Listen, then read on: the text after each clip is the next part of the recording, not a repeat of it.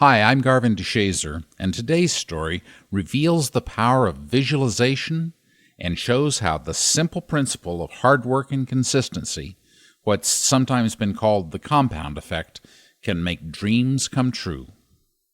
Enjoy this story because this is your daily inspiration.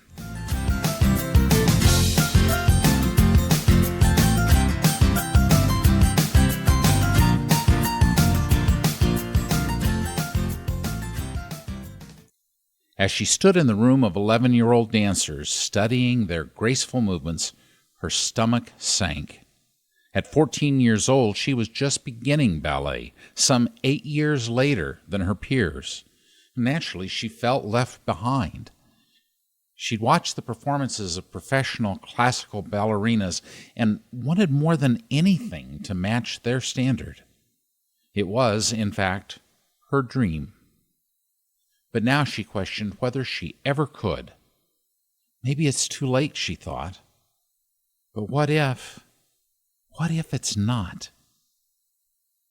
In 2015, at the age of 17, Rio Anderson was accepted into Harvard University. That same year, she won a scholarship to the Royal Ballet School. The school is notoriously difficult to get into, harder, Rio says, than Harvard. She chose to defer admission to the Ivy League to pursue her lifelong dream. Such success did not come easily. In 2012, when she was 14, Rio had started seriously studying ballet at City Ballet School in San Francisco. That's pretty late, she says.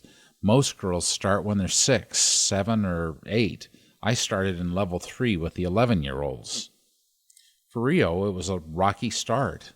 While plenty of people begin ballet in their teens or adult years and enjoy it recreationally, the dancer who begins as a teen and becomes a professional is rare. One who begins as a teen and is accepted into the Royal Ballet School is even rarer. And for good reason. Young children's minds and bodies are more malleable, and they have the advantage of time. When it comes to ballet, the younger they start, the better, says Jenny Smoji, a New York City ballet principal.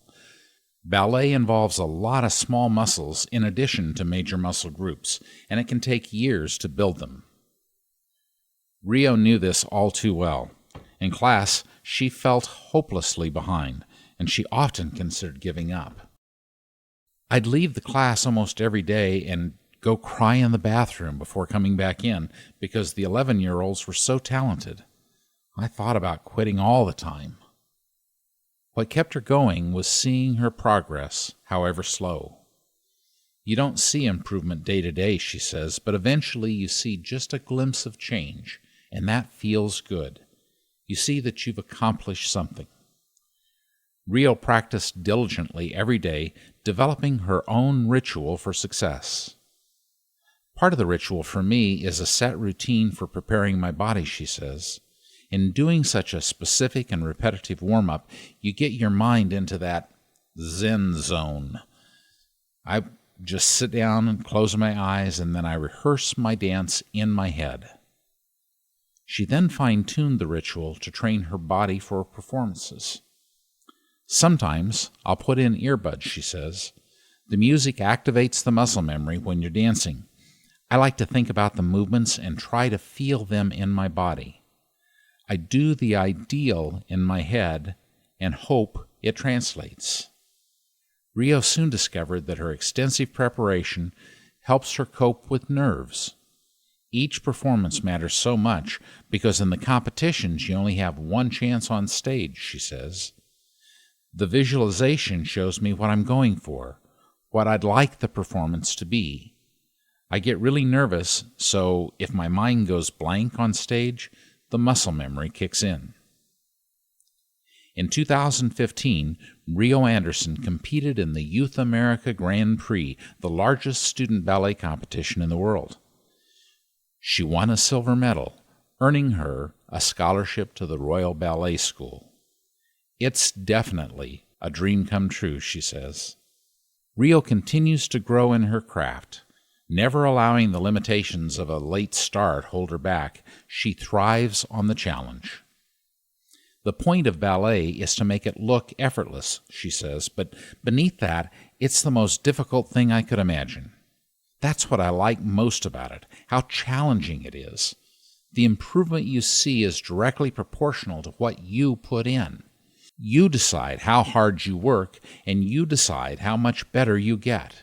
So it's all on you. That independence and control is really satisfying. Rio is now enjoying the fruits of her hard work.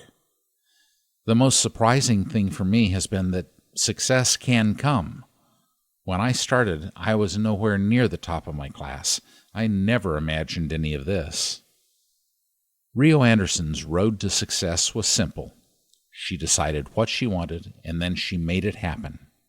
She refused to allow her late start to discourage her or interfere with her success. The journey was far from easy, but she used the power of visualization and the principle of the compound effect and just kept going until her dream became her reality. What dreams do you hold that invite you to take action now, before it gets any later? What will you do to turn those dreams into reality, no matter how slow the progress or how difficult it gets? Will you say, I am capable and I am determined, and take one step toward your dream today? Thanks for listening. May your day be filled with love, laughter, and joy. Bye for now.